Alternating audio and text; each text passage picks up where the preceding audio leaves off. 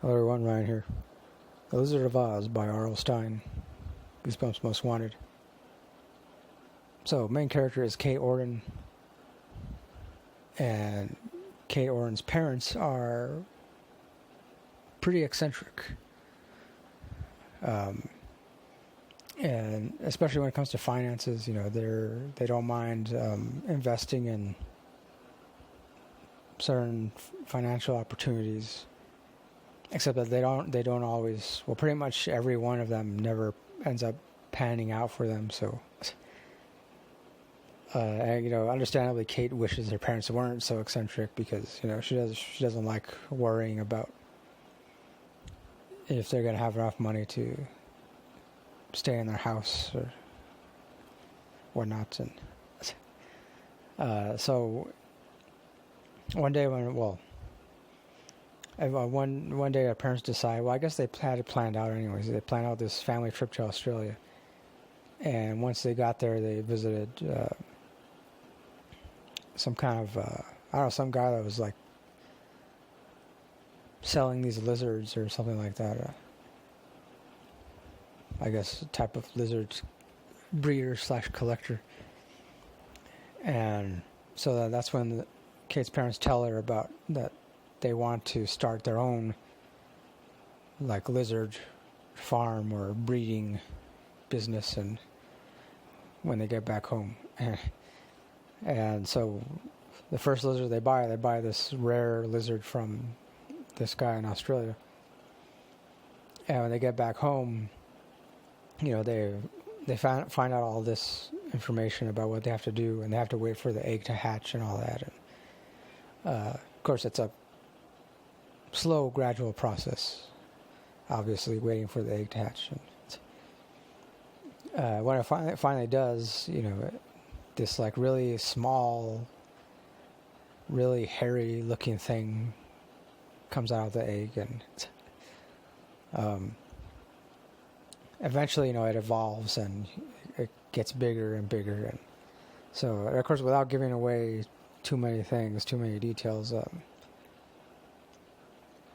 Also too, eventually, because Kate, she tries to stop the lizard from escaping, and when she picks it up and it bites her, and she starts to experience she starts noticing these weird patterns forming on her skin, and her skin's becoming really dry and rough, like you would expect a reptile to have. And she gets really worried about that, and of course that's another part of the story that eventually she does find out about that, and she also finds out why her parents are so eccentric, and which once you get to that part, I mean, this is like towards the end. This is another one of those books for me that I didn't really get. Pretty much the latter half of this book I found to be more intriguing than the first half, and because the first half, it comes off as yet another one of your typical Goosebumps books, and which I don't mind anyways to begin with. But then by the latter half, that's when it takes a turn, and like I said, for me it became more intriguing, and and it does have, again, like another one of your kind of typical Goosebumps twist endings, and but it works. I mean, it fits in nicely. Pretty much sums up the main plot very nicely, and I like it. Definitely like it. When it comes to the more recent Goosebumps stuff, this is definitely one of my favorites. One of my favorites, especially when it comes to the others that I've read and reviewed recently. And I'm trying to think what else I could possibly divulge without giving away too much. Really, no,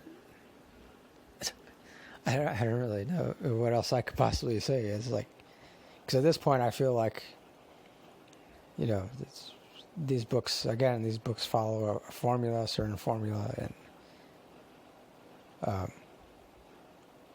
which I believe to be a good thing. So, yeah, I don't know. I mean, I might take a slight break from these Goosebumps books because I do have other books from other genres that I would like to get to. So, but overall, I gotta give this one. I gotta give it 4 out of 5 stars. Like I said again, the latter half of the book is what I enjoyed the most, and it has a pretty good, decent twist ending. So there you go. That's it. That'll do it for this review. Once again, I give it 4 out of 5 stars. Thanks for watching. Thanks for listening. And as always, don't forget, keep it real, keep on rocking, and peace.